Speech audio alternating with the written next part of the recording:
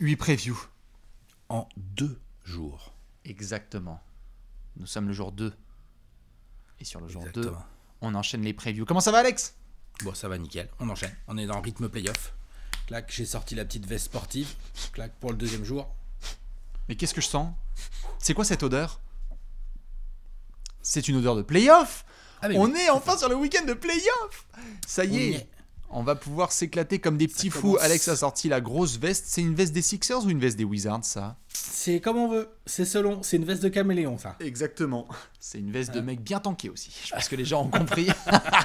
Depuis, le running gag est fatal. Bien évidemment, vous le connaissez, c'est le concept Made in Trash Talk, les previews toutes simples du premier tour des playoffs 2021. Il y a déjà 4 séries qui ont été gérées. Les 4 matchs, ils ont lieu ce soir.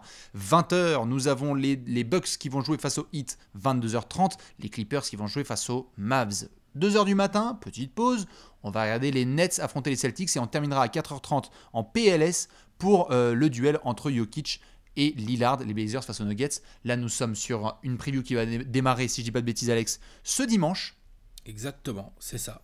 Enfin, une série qui va démarrer ce dimanche. Exactement. La preview, elle a déjà démarré, la preview. Elle a déjà démarré, on n'a pas le time, t'entends. Et le Game 1, si je dis pas de bêtises, sera à 19h, je crois, ce dimanche. C'est ça, c'est 19h, c'est juste avant le main event. Et le Juste voici. avant. Mais Facile à quelle retenir. transition. Hein? Ah. Elle est belle. La transition, vous la voyez ici pour ceux qui n'ont toujours pas pris rendez-vous. Ce dimanche, demain, on sera en direct sur la chaîne YouTube de Trash Talk pour commenter à 21h30 le match entre les Suns et les Lakers. Puis à 1h du matin, wow pétard, the main event of the year. Les Knicks de retour en playoff face aux Hawks de Bibi. Ça va être absolument n'importe quoi. On est chaud patate. Le concept des previews, il ne change absolument pas ni le fil rouge. On va commencer par la dynamique des équipes. Puis on fera le hashtag avec le point. Exactement. Comme technique. ça, Karim Benzema, c'est pour toi, mon gars. Tout à fait. Salut la fratrie. Et ensuite, on enchaînera avec le joueur qu'on va surveiller de près. Et on termine, Alex, avec Avec le pronostic, l'avenir. L'avenir avec un grand H. exactement l'avenir avec un grand H, élaboré par les experts avec un grand T. Du coup, on va devoir démarrer tout de suite, Alex, avec la dynamique des deux équipes. Sixers, Wizards. On n'est pas tout à fait... disons que cette semaine, on n'a pas fait les mêmes choses. Non. Par contre, tiens, tu veux commencer par les Wizards? Leur dynamique de fin de saison, elle est pas si crado. Elle est même vachement bien. Ah voilà, exactement. Elle est plutôt bonne. Ils ont réussi à faire un gros forcing. On en avait parlé tous les deux quand on a fait les previews de play-in. Les Wizards ont gagné beaucoup de matchs en deuxième partie de saison, notamment dans le sillage d'un Russell Westbrook absolument monstrueux en termes de volume. Il a enfilé les triple-double, l'autre, voilà. Alors, je sais que certains et certaines vont nous expliquer que bon, oui, mais non, mais il prend les rebonds à son pivot, c'est à cause de la pace, tout ça. Il y a plein de bonnes raisons ou de mauvaises raisons qui font que... Mais en attendant, c'est marrant parce que c'est le seul à le faire. Alors, voilà. Ah, et puis ça gagne. Et puis ça gagne. Le bémol dans cette histoire de dynamique, et on va en reparler au long de cette preview, c'est quand même que Bradley Beal, il n'a pas l'air à 100%. Et que ça, quand même, c'est quand même bien emmerdant quand t'es les Wizards. Le deuxième bémol, c'est que Westbrook, n'importe quoi, Scott Brooks n'a pas retrouvé son playbook. Non, attends, alors, il est perdu. Le deuxième problème... Alors oui, et encore la phrase est trop longue. Le deuxième problème, c'est que Scott Brooks, c'est tout. La phrase c'est juste ça. C'est que Scott Brooks. Donc voilà. Ça finit 34 victoires, 38 défaites, donc un bilan négatif en dessous des 50% pour les Wizards, qui ont fini à la 8e place et qui ont joué le play-in et qui restent donc à la 8e place. 17e attaque, 19e défense, vraiment très average. Bien sûr. Mais la dynamique est correcte, il y a un bon élan, tu arrives sur des victoires en play-off. Bien sûr. En face, côté Sixers, la dynamique récente, elle n'est pas dingue. C'est plutôt la dynamique globale de la saison qui est très bonne. La dynamique tout à fait récente, elle n'est pas dingos, parce qu'ils ont laissé un peu des matchs, ils ont reposé, il y a eu du load management, tout ça. Donc j'ai pas trop envie de les juger sur la dynamique trop récente. Plutôt la globalité de leur saison qui est absolument excellente défensivement. Deuxième meilleure défense de toute la ligue. Ils ont une attaque un peu mieux qu'average. Pourquoi ? Parce qu'elle est centrée autour d'un joueur. Bon, bah lui, il est dans une petite course à 3 lettres, quand même, mine de rien. Tout à fait, un Joel Embiid, hein. bien sûr. Ouais. C'est quand même important. Je sais pas si t'as un petit mot à ajouter sur l'ami Joel, mais c'est quand même important d'avoir Non, dans non, ton bah équipe, bien sûr, bah Joel. au moment d'aborder des playoffs, un MVP potentiel. Tout à fait, Joel, et souvent On félicite les joueurs, mais les joueurs sont aussi mis dans des dispositions grâce à leurs entraîneurs et le coaching staff et les modifications qui ont eu lieu à Philadelphie à l'automne dernier. On était là genre waouh, what the fuck, Philadelphie, arrivée de Daryl Morey, changement avec Doc Rivers. Le coaching staff autour de Doc Rivers a mis en place un dispositif offensif qui est à des années-lumière de ce qu'on a pu vivre avec Brett Brown, qui était une soupe de basket quand même. Ouais, c'est ça le problème aussi. C'est que, enfin le problème. Le bon côté, le changement, la révolution Sixers, c'est qu'il arrive derrière, tu vois, genre t'es premier de la conférence Est, tout ça, c'était crade. Premier de l'Est, c'est très important. Tu auras l'avantage du terrain pendant tous les playoffs. Si tu vas en finale NBA, ça dépendra éventuellement de ton adversaire. Si tu affrontes les Suns, tu seras peut-être en déplacement. Tu n'auras pas l'avantage du terrain, voilà. Pour ton premier match. Voilà, bam. Et ouais. Je te laisse fantasmer. Groupe complet. Oui. Embiid en forme. L'avantage du terrain. Je veux dire, la dynamique, ça va, quoi, côté Sixers. Non, mais c'est pour ça. Globalement, les Sixers, ça va très bien, tout à fait. Et en soi, en effet, ils ont laissé passer quelques matchs. Ils en ont remis aussi quelques victoires précédemment avec les retours des cadres parce qu'on voulait voir dans quel état allait revenir Joel Embiid. Il y a quand même, c'est impossible pour les fans des Sixers de parler de leur fin de saison sans parler de cette blessure de Joel Embiid et de savoir dans quel état il allait revenir. Il est revenu bien comme il fallait. On a eu des grosses performances de Joel. Donc, il va aborder les playoffs avec le plus gros challenge de son début de carrière, avec un Ben Simmons qui est bien en place, Matisse Thybulle, Tobias Harris, tous les garçons sont là, Danny Green, Seth Curry. C'est un groupe qui sait ce qu'il doit faire, c'est-à-dire regarder le Play-in Tournament, regarder les Wizards, en effet, suer un petit peu. Maintenant, on le sait que c'est assez différent avec ce Play-in Tournament et c'est un sujet qu'on abordera certainement dans la preview aussi, Alex, du Jazz, en attendant évidemment de voir ce qui va se passer sur les prochaines heures. C'est une équipe qui joue cette semaine pendant le Play-in Tournament et l'autre qui n'a vraiment pas joué depuis 10 jours. Et là-dessus, sur les dynamiques, c'est vrai que parfois, il te faut un petit match pour te mettre en route. Pas non plus idéal pour les Sixers de démarrer le Game 1 à domicile après avoir eu plusieurs jours vraiment off. Non, c'est clair. Par contre, ça te permet d'avoir vraiment tes mecs reposés. À 100%. Tu vois, genre j'ai parlé de Bradley Beal qui n'était pas à 100%. Bradley Beal aurait bien aimé avoir 8 jours de repos. Ah, tout à fait. Je pense. Tu vois. Donc oui, je suis d'accord avec toi, pour le rythme, c'est pas forcément idéal. Mais par contre, ça n'a pas que des désavantages. Hein. Non, tout à fait. Après les Wizards, en effet, puisqu'on a bien parlé des Sixers, tu as été complet. Je crois que c'est 17 victoires sur leurs 24 derniers matchs, alors qu'ils étaient 13e de la conférence Est. Ils font une remontada de fou pour être 8e. C'est un gros run. Exactement, avec notamment Scott Brooks, coach du mois d'avril, pour le plus grand plaisir de Rire et Chanson et de toute la clique du Jamel Comedy Club. Bien évidemment, félicitations à Scott Brooks. Ce fameux match, le match pour la 8e place face aux Hornets, ça a bien joué, ça a un peu chié à Boston, ça a bien joué contre Indiana. Ouais, tout à fait.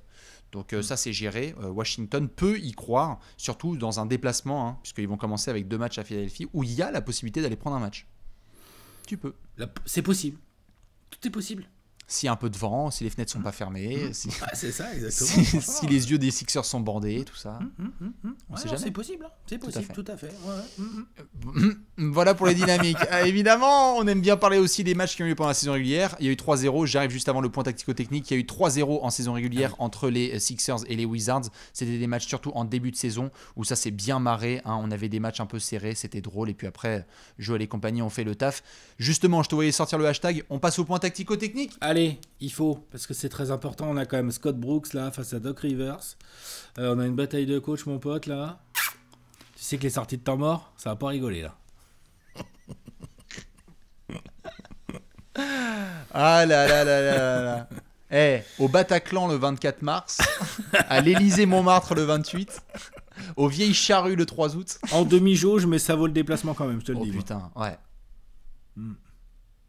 Et JB Bickerstaff en première partie d'ailleurs, je crois que c'était ça ce qu'ils avaient dit sur le line-up du tour. Oh, on est méchant, ça fait le travail. Vas-y, sors-moi ton point tactico-technique.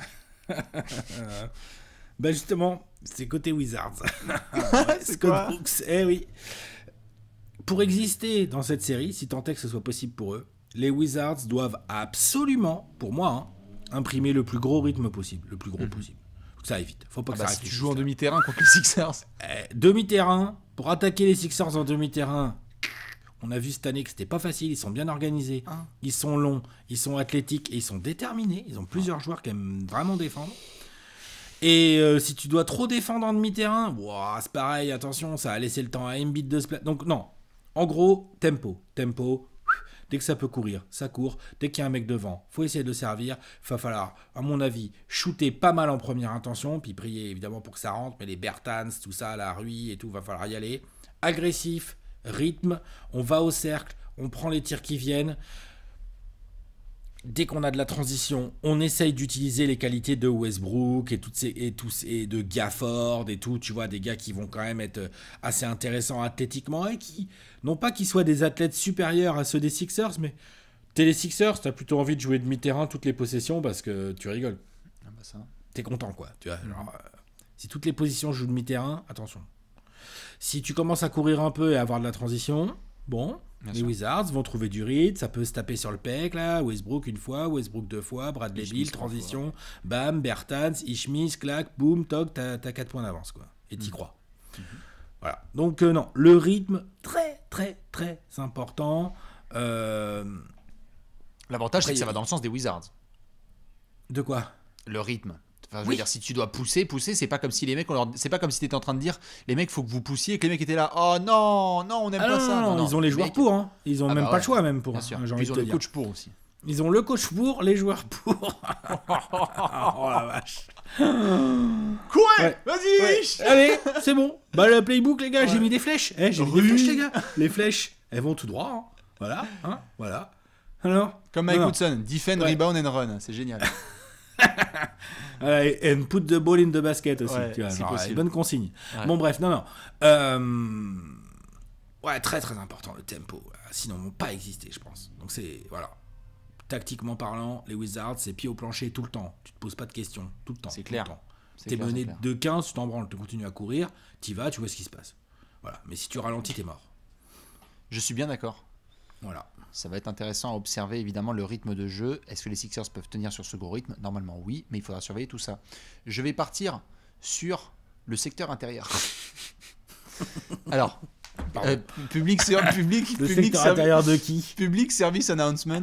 Joel Embiid est dans le Oula. prime de sa carrière. Le petit moins de 18 là, va falloir le mettre sur les trucs là. Ah. Joel Embiid est dans le prime de sa carrière dans une saison de MVP.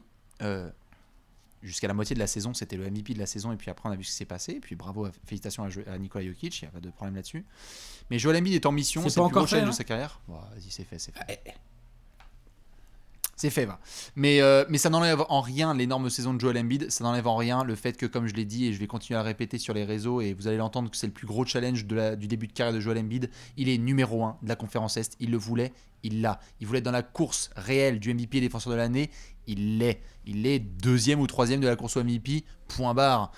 Et là, on est sur une match-up au premier tour où il y a Alex Len, Robin Lopez et Daniel Gafford. Et comment vous dire ? J'ai énormément de respect pour ces garçons de différentes manières. Déjà parce que, comme tu le sais, je conduis le wagon Daniel Gafford depuis le début de l'existence. Et j'aime beaucoup ce garçon. Et il est capable de montrer des choses. Mais flèche numéro 1, Daniel Gafford, feinte, ça saute. Et Joel Embiid, tu lui donnes un mec comme ça. Un mec comme Daniel Gafford, ça peut sortir très très très vite. avec son footwork, oh là là là là. Tu donnes Alex Len à Joel Embiid, nom de Dieu.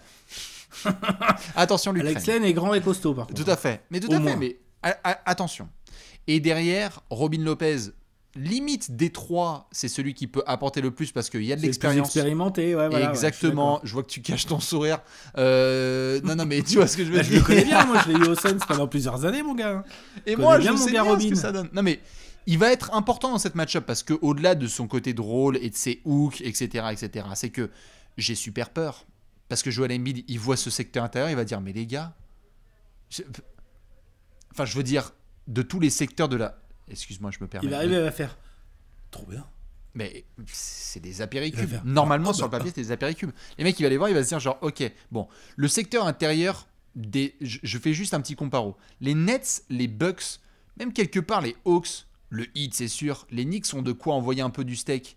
En fait, il y a que Boston au niveau du secteur intérieur, et encore, Les Nets. les Nets aussi, tout à fait. Non, mais Quand je suis même. d'accord. Non, mais Ouais, entre si Embiid il doit jouer les Nets à un moment ou à un autre dans ses playoffs, c'est quand même, tu vois, Je suis d'accord. Après, sur la saison règle et il y a sur les d'autres derniers problèmes à affrontements, gérer. on avait vu tout à fait des Claxton et des DeAndre être capables de faire des perfs. Mais Ouais, ils c'est font vrai du que boulot. Joel est au sommet de sa domination. Et il va rencontrer un secteur intérieur où tu vois, genre dès qu'on commence à faire la liste, mais pour lui ça doit être l'orgie. Donc je vais surveiller ça. Est-ce que Washington tient dans cette série? Vas-y, t'allais dire. Bah, au-delà même des match-ups que tu as décrites là, de Robin Lopez, Alex Len et tout, c'est, Ah mais c'est surtout à Joel mon Embiid. sens, l'incapacité même de Scott Brooks et des autres joueurs des Wizards Ben, à c'est ça. venir prendre à deux dans le bon timing et C'est tout. Je veux trop dire, c'est compliqué. pas comme si les Wizards c'était une lockdown défense c'est intelligente.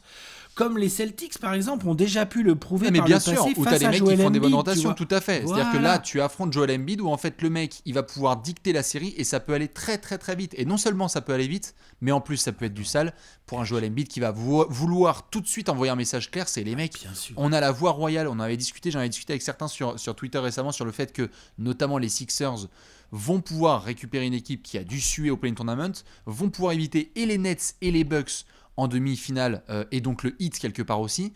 Donc tu as la voie qui est tracée.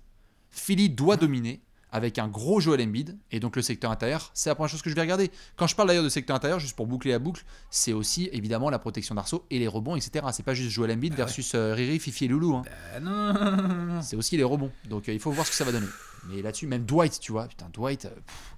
Je veux dire, Dwight, il retrouve les Wizards. Je sais pas si t'as des souvenirs, mais ça s'était pas très bien passé. Et puis attends, les Sixers ils aiment bien attaquer le cercle, hein, Tobias Harris, Putain. tout ça. Enfin, oh. Non, c'est chaud. Ça peut être très très rapide. Donc moi je vais surveiller ça pendant que tu vas surveiller le rythme. Le premier qui a gagné a perdu, hein, comme on dit. On va devoir enchaîner, bien évidemment, avec Joueur à suivre. le joueur à suivre. Tout à fait. Dans cette série, il y a plein de joueurs à suivre. Alex, y a-t-il un joueur que tu vas surveiller plus que les autres? Ouais, monsieur Ben Simmons. Benjamin. Ça tombe bien, en plus, on n'a pas trop parlé de lui là depuis le début de la preview, donc comme Oui. ça, je vais pouvoir le faire maintenant. Bah, tu vois, Joel Embiid, il a vraiment une match-up, comme tu l'as très bien décrite, direct, il est supérieur. Ben Simmons, j'ai envie de dire, ah bon, gros, ah bah tu peux être meilleur défenseur de l'année, apparemment, c'est ce que tu prétends partout? Bah tiens, v'là Russell Westbrook enchaîne des triples-doubles, ou Bradley Beal, qui est quand même le deuxième meilleur scoreur derrière Stephen Curry de la saison. Mhm. En plus, il n'est pas à 100% Bradley Beal. Lequel tu vas museler? Est-ce que tu es capable, avec Matty Steibel, avec d'autres gars comme ça, mais d'être toi, Ben Simmons, le moteur, l'instigateur d'une défense qui nous fait dire, dès le match 2, tu sais, on va se regarder tous les deux, on va faire, non mais attends, de toute façon, c'est même pas une histoire de rythme ou d'attaque. Si Ben Simmons et tous les Sixers défendent comme ça, mais c'est mort, les Wizards, tu vois, ils peuvent pas, quoi. C'est pas possible, en fait, parce que les Wizards n'ont pas une qualité offensive suffisante pour déjouer les pièges d'une défense comme celle de Philly si elle est concentrée. Et donc, on sait que les défis sont sur les lignes extérieures. Westbrook, Bradley Beal, bon, on peut voir après, mais c'est quand même les deux principaux dangers quand même des Wizards. Ben Simmons va s'y coller sur l'un des deux, je pense. Et c'est très important. Donc il y a le côté Ben Simmons qui a de l'impact, qui par exemple muselle, ou c'est un grand mot, mais gêne vraiment beaucoup Bradley Beal, par exemple, tu vois. bien Par sûr. exemple. Hein. Ensuite, de l'autre côté du terrain, tu as parlé de Joel Embiid. Mais Ben Simmons, c'est quel genre de régalade, là, la raquette des Wizards, Ah bah, pour là, lui, là il peut faire une série. Oh là là. Non, il peut faire une Parce série que de si- salauds, hein. Parce que moi, en plus, j'ai dit, les Wizards, faut qu'ils jouent vite. Parce que ça va faire chier les Sixers. C'est vrai. Mais ça va pas faire chier Ben Simmons, par contre. Non, c'est sûr. Donc, Ben Simmons, des deux côtés du terrain, pour moi, il peut faire extrêmement mal. Et là, et comme Joel Embiid d'ailleurs, mais là où Joel Embiid, MVP, machin et tout, on sait ce que va faire Joel Embiid. Franchement, il va les démonter, c'est sûr. Joel Embiid, mais s'il tourne pas à 30 points par match sur cette série, je vais être surpris, franchement, pas Ouais, toi 30. Ouais, tu vois, voilà, on est d'accord. Non, mais je prenais un chiffre où je vais être surpris, tu vois. C'est genre, que c'est tu ses vois. moyennes. Hein. Voilà. Par contre, si Ben Simmons commente à foutre 18 ou 20 points par match, c'est fini pour les Wizards. Qu'est-ce qu'il Ouais, va tout à fait. faire Ou qu'il est, C'est ou mort. qu'il est en Terminé. 15-15-15 en fait. Ouais, tu vois. Parce qu'il est Voilà. capable. Donc, il a beaucoup de clés. Il peut donner le ton. Il peut montrer l'exemple. Et puis, il peut mettre un bon gros statement en mode ouais, non. Cette année en playoff, les Sixers, on va être dur à prendre. Genre, vous allez avoir du mal à attaquer sur nous. Ça va être physique, ça va être dur, on va jouer fort, quoi, tu vois. Ça passe aussi par un gros Ben Simmons. Je suis bien d'accord. Je vais prendre le garçon d'en face. Monsieur Russell Westbrook, le Brody. C'est évidemment celui que je vais le plus observer. Écoutez, Le stat padder. on a... Ouais, lol. Écoutez, ça fait 20 minutes qu'on parle, on va pas se mentir. Sur cette série, les Sixers, ils sont larges mais large favori, comment tu survis? On ne sait pas ce qui se passe avec la cuisse de Bradley Beal. Et on sait que Doc Rivers, toute punchline qu'on a, il va se dire genre, bah les gars, en fait, si on arrive vraiment à le saouler et à vraiment faire fatiguer Bradley Beal, genre les Wizards, ça va aller très très vite. La série, elle va durer jusqu'à dimanche prochain, en fait. Tu vois, ça va être très très très très rapide. Et donc, enfin, façon de parler. Mais du coup, en fait, je suis fasciné par ce qui va se passer avec Russell Westbrook. Déjà parce que c'est le retour de Westbrook en playoff, au premier tour des playoffs, dans une match-up où il n'est pas favori, et avec toute la twittosphère qui l'attend. Ah bah laisse tomber. C'est-à-dire que tous les gens attendent Russell Westbrook. Russell Westbrook avec Scott Brooks versus une défense qui est capable de lockdown. Donc, quel Westbrook on va avoir? Et d'être intelligente. Et c'est exactement ça. C'est que quand tu as Russell Westbrook qui est là sur le terrain, on peut dire ce qu'on veut. Il y avait des problèmes à Houston, physique, etc. Il avait démarré la saison durement, physiquement, là, avec les Wizards. Il est monté tellement en température qu'il a été complètement dingue sur la fin de saison. Et il est capable, dans cette série, de montrer que, en fait, bah, c'est le deuxième meilleur joueur. Genre, désolé les autres gars, mais c'est moi. Et donc, Washington, on peut au moins tenir un peu.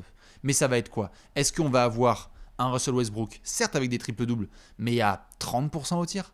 Ou est-ce que ça va être un Russell Westbrook qui nous montre, comme là on l'a vu face aux Wizards, comme on a vu parfois, genre là quand il y a eu le match face aux Hornets notamment, ou dans d'autres situations, où en fait Westbrook c'est bon, on est en playoff, on est dos au mur, et donc ouais on a dit qu'on n'allait pas l'emporter cette série, mais par contre on va tenir, parce que moi tu me dis que je suis dos au mur, mais j'y vais, le mec c'est la représentation physique du film 300 Russell Westbrook. Je suis d'accord. C'est un gars qui peut tenir, et en plus de tout ça, va falloir qu'on le note quand même. Russell Westbrook versus Joel Embiid, c'est la retrouvaille entre deux mecs qui ne peuvent absolument pas se blairer, mais c'est une rivalité, ils se détestent depuis des années. Hein. Toutes les occasions qu'il y a eu entre les Sixers et le Thunder, ça se terminait à chaque fois en trash talking. Il va y avoir des moments de dingue, des régalades. Et est-ce que ça va être Westbrook punchline en sortie de match, tu sais, où il a perdu, mais où il trash talk Joel Embiid, et on est là genre bah ouais mais mec bolos, enfin genre stop. Ou alors c'est Westbrook qui va aller tomard sur certains mecs là comme Dwight, comme peut-être Joel, comme d'autres, et qui va dire genre en fait les gars mais je suis au top de ma carrière et en fait je tiens dans ce genre de série quoi. Je suis fasciné par ça. Je sais pas quel Westbrook on va avoir Alex en playoff et en tout cas il y a beaucoup de choses qui vont passer par lui côté Wizards. Hein. Ah bah là franchement j'aime bien Raoul Neto, mais si tu veux s'il n'y a pas un gros Russell Westbrook là pour les Wizards dans un gros rythme comme tu l'as souligné, qu'est-ce que tu fais quoi? Les exécutions de fin de match et tout, enfin bref, n'importe quoi. À surveiller de très très près. Évidemment, nous on va terminer avec un petit pronostic. Allez, on envoie ça.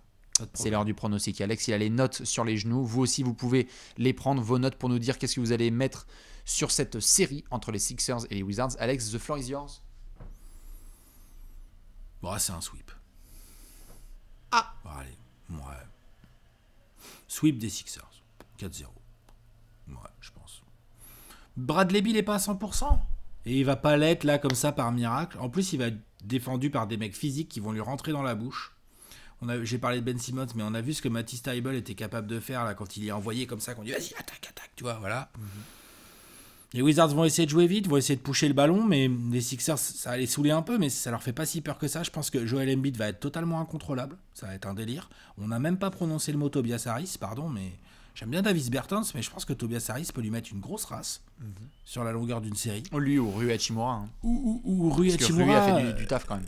Et Rui il taffe, mais Tobias Harris quand même. Non, mais Tobias Harris, c'est un level au-dessus. Et pour peu que Seth Curry soit un peu chaud et que ça rentre, non, ça peut être pour peu que les Sixers soient à peu près corrects à 3 points en fait, mais genre en fait après tu dois faire beaucoup de si pour que les Wizards ne gagnent ne serait-ce qu'un match en fait. Hein. Bien sûr. Faut que ça aille vite, faut que Westbrook soit bien luné, faut que Bradley Beal la cuisse elle tienne le coup. Enfin, tu vois, genre ça commence à faire beaucoup quoi, tu vois. Donc non, moi non, après je dis pas que les Wizards peuvent pas, mais la vache, je les vois pas en gagner un. 4-0. 4-0, ils défendent pas assez bien en fait. Ils défendent même pas assez bien pour exister dans cette série, je pense. Voilà. 4-0. Allez, je vais dire quand même 4-1. T'es poli, c'est bien, j'aime bien ça. Je préfère être poli avec les amis des Wizards, juste pour cette histoire, je serais même pas étonné qu'il y ait des histoires de Game 1 là, tu sais. Juste cette histoire je suis juste intrigué par le côté 10 jours sans... C'est limite, c'est le risque dans mon pronostic, limite. Oui, tout à fait. Non, mais c'est juste ça. Que les Sixers se fassent fumer le Game 1. Ah là, d'Angelo Russell, tu sais, il y a quelques années, avec les Nets qui étaient allés jouer les Sixers. Bah, même, comment c'est... Voilà. Augustine... Ah oui, sur les Raptors. Avec le Magic. Oui, exactement. Juste le bon petit 4-1, tu vois. T'en laisses un, et après, par contre, tu rappelles qui est le patron. Je donne 4-1. On a donné suffisamment d'éléments pour rappeler que les Sixers sont en large favoris de cette série. Que les Sixers ne peuvent même pas se permettre un scénario dans lequel il y a quoi, 4-2, 4-3 ? Non.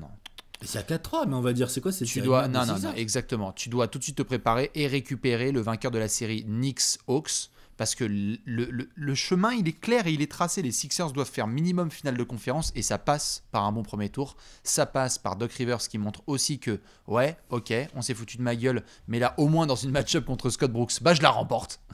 Je la remporte cette match-up avec tous mes gars en sortie de banc. J'en donne quand même un à Washington parce qu'ils ont une puissance de feu offensif qui peut leur permettre un soir. Tu sais, t'as Davis Bertans qui a 7 sur 9 à 3 points, ou tu vois, il y a eu des petits soucis de réussite au tir de certains. Danny Green qui nous fait le Danny Green game, tu sais, où t'es là genre bah merde putain il est à 3 sur 10 à 3 points parce que ça a vraiment déconné. Allez, j'en donne un à Washington, mais c'est une affaire qui est réglée. Bravo aux Wizards pour avoir tenu dans cette saison régulière et être remonté dans le play-in tournament et d'avoir fait le taf, mais c'est une série pour les Sixers. Let's go. 4-1 par politesse. Bien. Nous sommes d'accord. Dites-nous évidemment vous quel est votre pronostic sur cette série. Quel est le joueur que vous allez surveiller? Quel va être le point tactique que vous allez mettre en avant en premier? Je rappelle que le Game 1 a lieu ce dimanche, demain à partir de 19h. Exactement. Et que nous, on va devoir enchaîner avec d'autres petites previews du premier tour des playoffs 2021. Je te laisse le mot de la fin, Alex. Ciao. Et ben la prochaine preview, c'est le main event. Boum. Préparez-vous. On vous fait des bisous et à très vite. Ciao. Bisous. Ciao.